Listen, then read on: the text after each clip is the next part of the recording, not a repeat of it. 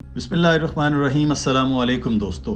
ناظرین، یہ بات انتہائی دکھ کا باعث ہے کہ جس سرزمین عرب سے اسلام طلوع ہوا اور بتوں کی پوجا کرنے والے دائرہ اسلام میں داخل ہوئے تھے، وہ سرزمین جس میں رسول اللہ صلی اللہ علیہ وآلہ وسلم نے بتوں کو خود توڑا تھا، جہاں سے بتوں کا نام و نشان مٹا دیا گیا تھا، لیکن آج افسوس و دکھ کے ساتھ کہنا پڑ رہا ہے کہ آج اسی خطہ میں مندر کی تعمیر ہوئی۔ متحدہ عرب امارات ایک اسلامی ملک ہے جہاں پر ہر رنگ و نسل کے لوگ رہتے ہیں، جس میں انڈین اور پاکستانی سب سے زیادہ ہیں۔ ایک اندازے کے مطابق یہاں کی 10% آبادی ہندو مذہب سے تعلق رکھتی ہے۔ اسلامی ممالک میں مندروں کی تعمیر پابندی ہوتی ہے۔ چند روز قبل ایک ایسا کام ہوا جس کے بارے میں کوئی سوچ بھی نہیں سکتا تھا۔ دبئی کے شیخ النہان نے ہندو برادری کی عبادت کے لیے یہاں ایک مندر کا افتتاح کیا۔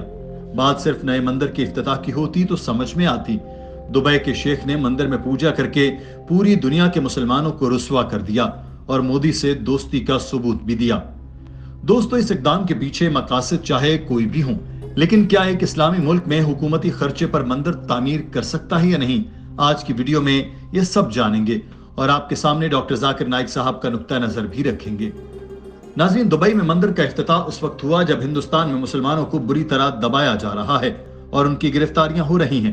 مسلمانوں کے مکانات کو تباہ کیا جا رہا ہے اور ہندو انتہا پسند ان پر بڑے پیمانے پر حملے کر رہے ہیں۔ مساجد میں اذان نہیں دی جا سکتی، دوران سفر نماز پڑھنے پر پابندی ہے۔ اس کے علاوہ کئی پابندیاں لگ چکی ہیں جس کے متحدہ عرب امارات نے آج تک کوئی مذمت نہیں کی، الٹا اپنے ملک میں ہندوؤں کے لیے مندر تعمیر کروا دیا۔ اس ہندو مندر کی تعمیر پر $16 ملین لاگت آئی ہے اور اس کا رقبہ 2300 مربع میٹر ہے اور اس میں 1000 افراد کی گنجائش ہے۔ یہ مندر دبئی کے پورٹ ایریا جبل علی میں بنایا گیا ہے۔ مندر میں 16 بھگوانوں کی مورتیاں رکھی گئی ہیں۔ 14 پنڈت جن کا تعلق بھارت سے ہے وہ یہاں 24 گھنٹے پوجا پاٹ میں مصروف ہیں۔ ناظرین، فتح مکہ کے موقع پر رسول اللہ صلی اللہ علیہ وآلہ وسلم نے خانہ کعبہ کو بتوں کی آلائشوں سے پاک کیا۔ اس وقت خانہ کعبہ میں 360 بت نصب تھے۔ آپ صلی اللہ علیہ وآلہ وسلم نے انہیں لکڑی سے گرانا شروع کیا۔ خاص کر خانہ کعبہ کے اندر جتنے بت تھے سب کے سب بت نکال دیے گئے۔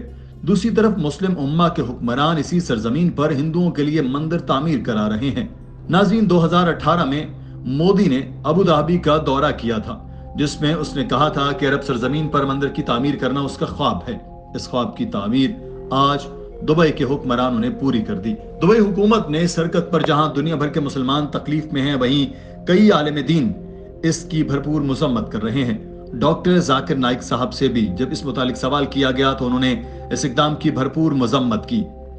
It is unanimous amongst all the four Aimmas, Imam Abu Hanifa, Imam Malik, Imam Shafi, Imam Ahmad ibn Hanbal, all the fuqahas unanimously say that a Muslim cannot donate his money for the construction of a house of worship of the non-Muslim.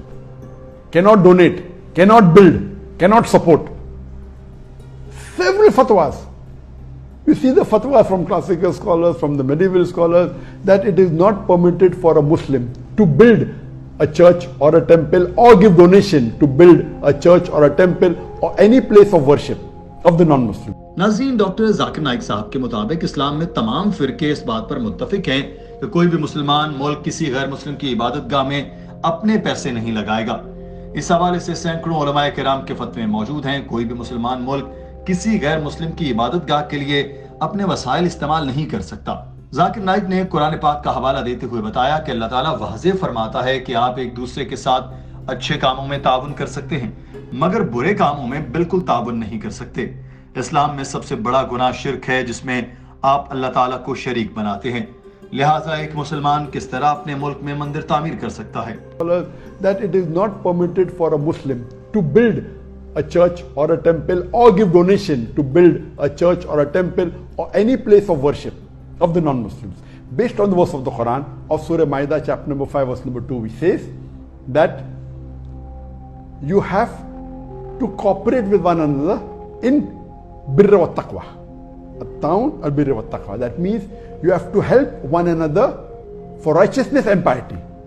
And this is a common verse which most of the Muslims know. But the verse continues and says that but you should not cooperate.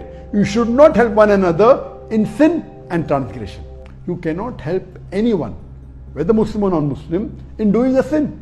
And the biggest sin in Islam is shirk, is associating partners with Allah subhanahu wa ta'ala.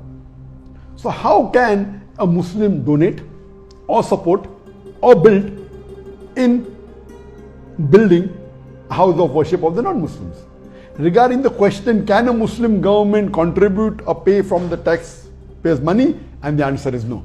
If it's a Muslim country, and if it is according to the rules of the Sharia, of the Qur'aan and Sahih Hadith, it is haram for any Muslim or a Muslim government to pay or donate to a house of worship of the non-Muslim. In fact, when a fatwa was asked to Imam Abu Hanifa and to the other Aimmas, that if a Muslim bequeaths in his inheritance, let part of my wealth or 1/3 of my wealth be donated to make a temple, it is not permitted at all, or a church. Even if you bequeath, you write in your will that let 1/3 of my wealth be donated for the house, to build a house of worship of the non-Muslim, it is haram, it should not be followed.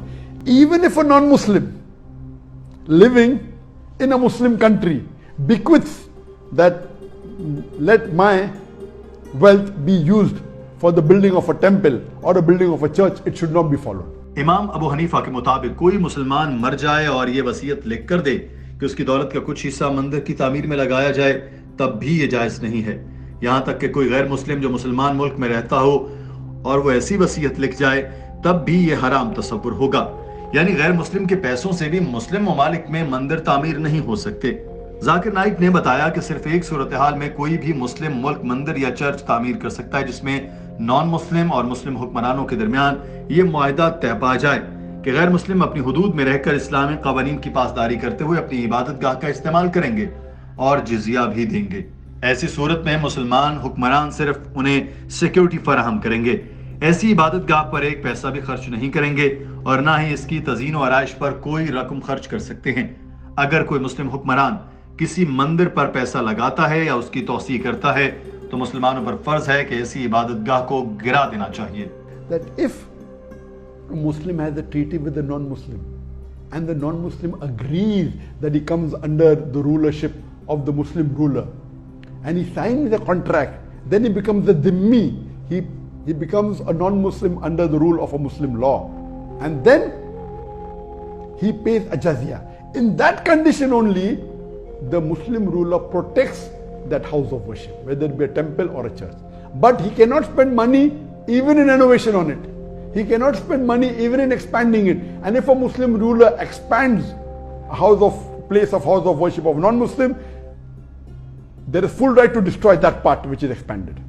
नाज़रीन, जाकिर नाइक साहब ने तो मंदिर को गिराने की बात कर दी। यानी अब मुसलमान चाहें तो दुबई के मंदिर को गिरा सकते हैं, लेकिन ऐसा करने की जुर्रत किसी में नहीं होगी, क्योंकि आज के दौर में ना कोई सलाहुद्दीन अयूबी पैदा हुआ और ना कोई मोहम्मद बिन कासिम। अल्लाह ताला हम सब पर रहम फरमाए। दोस्तों, हमारी आज की वीडियो का फीडबैक कमेंट सेक्शन में जरूर दीजिएगा। अपना ख्याल रखिए। अल्लाह हाफिज।